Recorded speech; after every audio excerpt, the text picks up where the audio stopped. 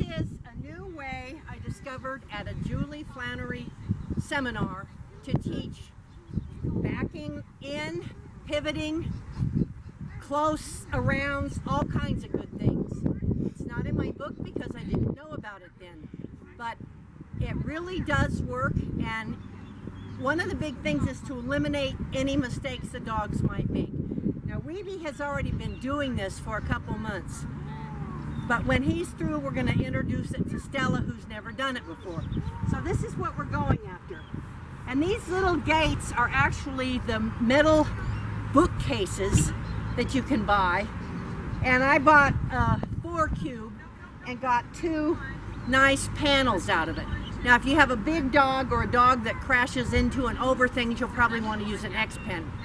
But Dana, the Brittany, came over and used this, and after jumping out a couple times, she did fine.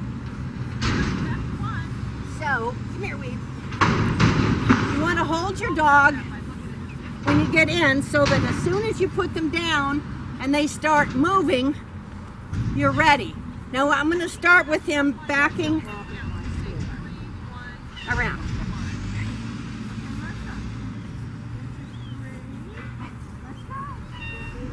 He's not used to doing it on leash. Ready? And you don't put it on a cue until they're reliably doing it. And to get them to start, stand. Come on, back, in, come on, in. Wait, in. And you can kind of move to get them to back. Now, when you first start, you're going to click for any little tiny movement. To teach an around, Weedy, around, come on, around. The same thing. And again, I taught the around finish by stepping back. Then I moved it into the little cage to get it tight. For a pivot, you can even tighten this up a little bit more. In. In. Yeah. Well, now he wants to go around for me. When you're teaching them to circle around or to back in, you want to stand in the middle. You want to stand still. You don't want to be moving around. You can kind of help them go back by backing into them a little bit. See how he starts backing when I move into him? I said, this is a whole new thing. He hasn't done this outside of the living room. Okay, you can turn it off for a second. So I would put her, we're going to make it small because she's tiny, and you want her to go around tight. Now, as soon as she you can kind of move into her, and the minute she makes any move towards your right, you're going to click and treat. Okay. Click, there. And the first, you may just go like one step, and then she'll start moving a little bit more. And you don't need her. There, click.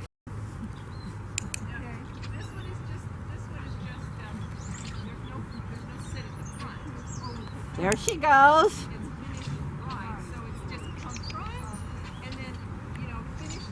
There she goes.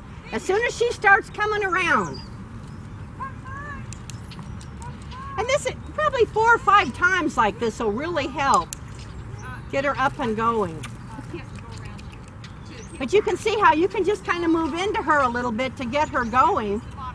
And look how fast she's catching on. Yeah, good girl. Now, you want to try, don't do like I do and make a pretzel out of yourself. I'm the world's worst example of that.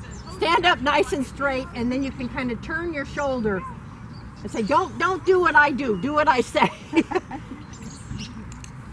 There you go. Oop, you lost her. There she goes. And then pretty soon, as soon as she starts doing it, you'll be able to put it on. Whoop, there she goes back.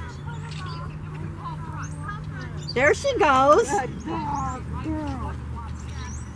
Now you can probably start saying good around, or when I say around, you can use whatever you're going to call your right finish.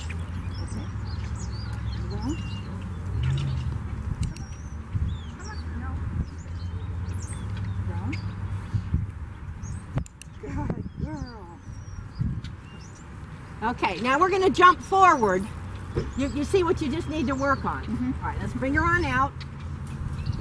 Come on out. Now we're going to jump forward just for the video to kind of see. Now this is what you're going to do the about turn. You're going to walk in there, and these gates keep her from making a mistake.